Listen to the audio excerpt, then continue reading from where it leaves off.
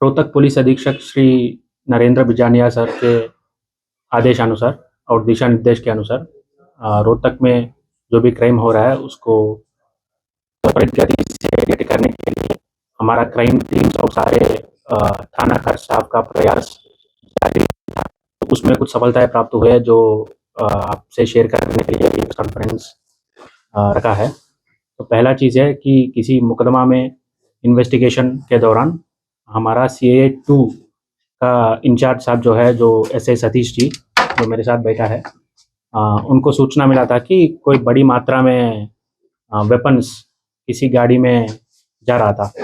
तो उस इंफॉर्मेशन के बेसिस पे हमारे CA2 टीम ने एक नाकाबंदी किया। इस नाकाबंदी के दौरान 8 देसी वेपन्स हम रिकवर किया, इंक्लूडिंग 24 जो लाइव राउंड्स है। तो ये रिकवर करने के बाद उसके बेसिस पे मुकदमा दर्ज हुआ PGIMS थाने में, और रिकवरी और जिससे हुआ उस बंदा अरेस्ट उसी मोमेंट पे अरेस्ट भी हुआ। और तो ये एक चीज़ है। और दूसरा जो बलियाना मोड़ पे जो लिकर शॉप पे ट्रिपल मर्डर हुआ था, तो उसका इन्वेस्टिगेशन और उसमें जो बाई नेम अक्यूज्ड है और डिस्क्लोजर में जिसका नाम आया है, तो उसको नैप करने में भी हमारा सारे क्राइम टीम्स का प्रयास जारी था। और उसमें भी CA2 team led by sub inspector Satish ji ने एक अचीवमेंट हासिल किया। तो उसमें पारस मलिक नाम का एक व्यक्ति जो है, जो सोनीपत का रहने वाला है, जिसके ऊपर 5,000 रिवार्डेड क्रिमिनल है रोहतक का और 20,000 सोनीपत का रिवार्डेड क्रिमिनल है। तो वो उनको गिरफ्तार कर लिया।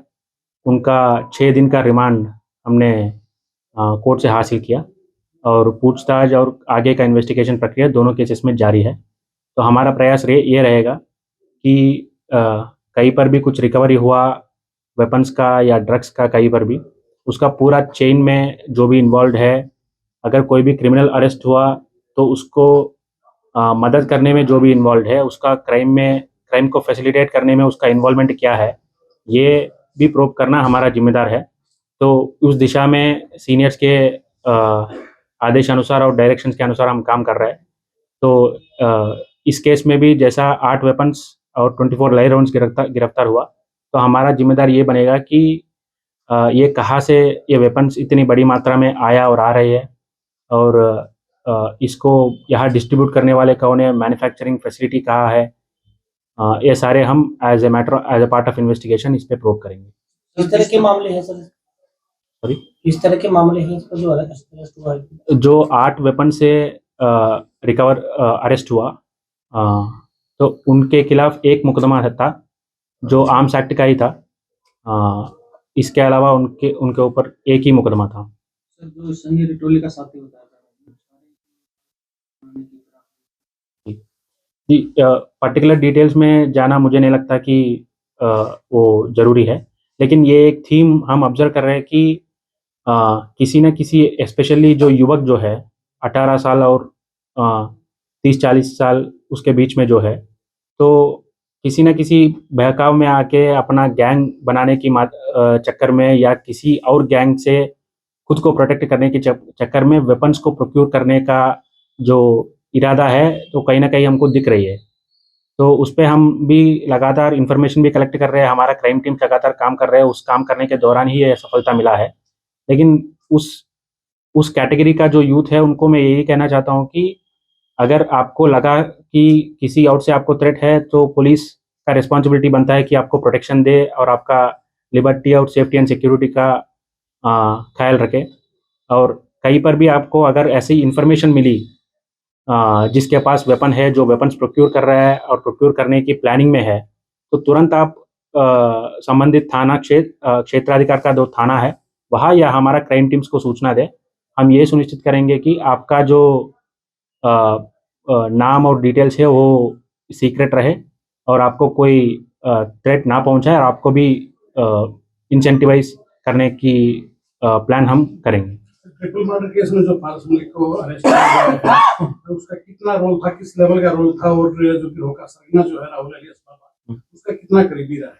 तो जैसे मैंने बताया, पारस मलिक जो अरेस्ट हुआ है, तो उनके ऊपर ऑलरेडी 5,000 रुपीज़ का रोहतक पुलिस का एक रिवार्ड है और 20,000 रुपीज़ सोनीपत पुलिस का रिवार्ड है। तो इसका मतलब ये है कि इनका जो क्रिमिनल हिस्ट्री अगर आपने देखा जाए तो ये he is involve in many crimes.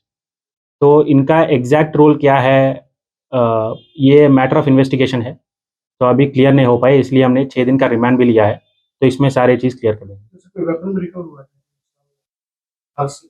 तो एट द मोमेंट वेपन कुछ इनसे रिकवर नहीं हुआ, लेकिन इतना क्लियर है कि इनका इन्वॉल्वमेंट इसमें है। रिसेंटली क्राइम ब्रांच दिल्ली ने एक रेड कंडक्ट की थी, उसमें इनका साथी अंकित पे वाल्मीकि रोहतक का वो arrest हुआ था। तो बताया गया राहुल बाबा के काफी नजदीक थे, बट वो निकल गए। रिपोर्ट इस बारे में? तो इसके बारे में अभी शेयर करने लायक इनपुट कुछ नहीं है। इस तरह के जो और भी क्रिमिनल अरेस्ट करने बाकी है, क्योंकि इनसे जुड़ी हुई चैन जो आपको लगती है कि कोई जुड़ी हुई चैन? ये सिर्फ इस क्राइम को मैं सीमित नहीं रखना चाहता हूँ। कई सारे क्राइम्स हैं जहाँ हम ये देखने के लिए मिलती है कि कोई क्राइम करेगा, हीनस क्राइम करेगा और पुलिस से भागने की प्रयास करेगा, और उस प्रयास में कई सारे लोग मदद भी कर रहे हैं। कुछ लोग पैसे दे के मदद कर रहे हैं, कुछ लोग व्हीकल दे के मदद कर रहे हैं, कुछ लोग अपना शेल्टर दे के मदद कर रहे हैं। तो कानून के मुताबिक जो लोग भागते हुए क्रिमिनल को, खास तौर पे जो क्रिमिनल गैंग बना हुआ है, तो उनको जो मदद करेगा, जो हैबिचुअल ऑफेंडर है उनको जो मदद करेगा, वो भी इसके लिए जिम्मेदार रहेंगे एज पर लॉ। तो हमारा प्रयास यही रहेगा कि जो भी इस क्रिमिनल्स को भागते वक्त मदद किया, किसी भी तरीके का मदद, वो भी हम प्रूव करेंगे, उसका इन्वॉल्वमेंट भी हम एज पर लॉ जो कार्रवाई बनता है वो करेंगे। कितनी गैंग्स करी है सर, जैसे हिमांशु बाबू, राहुल बाबा, इस तरह की कितने पकड़े जा रहे हैं लगा? सॉरी, आपका क्वेश्चन समझ में नहीं।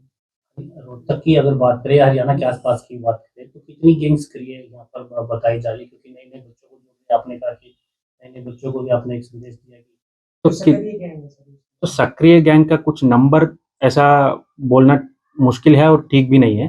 तो हम इतना कह सकते हैं कि ये जो यूथ जो है, आप इस चक्कर में ना पड़े कि किसी गैंग से आपको थ्रेट है या किसी गैंग में शामिल करना चाहते हैं। शामिल करने से कोई सोशल मीडिया पे भी कई सारे चीज़ अननेसेसरली वायरल हो रही है, तो इससे बहकाव में ना आए।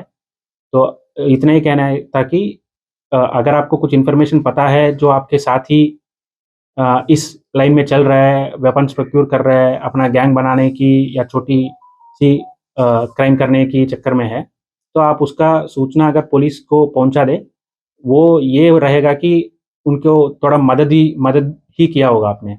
अगर उसके बारे में छोटा-मोटा क्राइम करने से पहले ही आपने इन्फॉर्मेशन पुलिस के पास पहुँचाया, तो उसी टाइम एक्शन होगा, वो ठीक लाइन पे आ जाएगा। इनसे कुछ और भी रिकवरी करना बाकी है?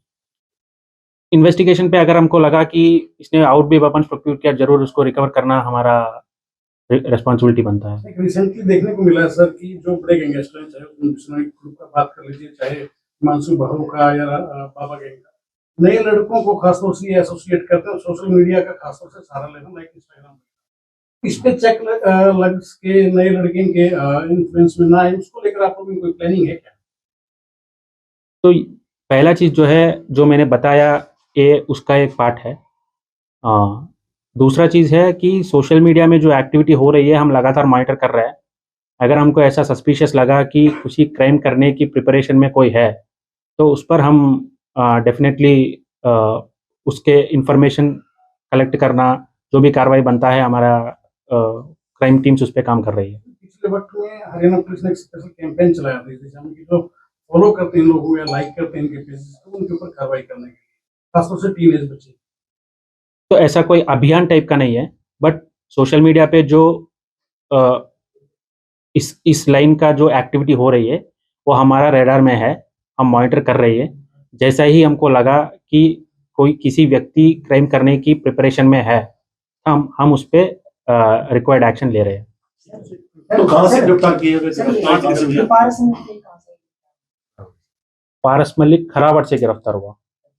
और ये दूसरे हो रहे हैं? वो कहाँ से हुआ? दिल्ली बाईपास से गिरफ्तार हुआ।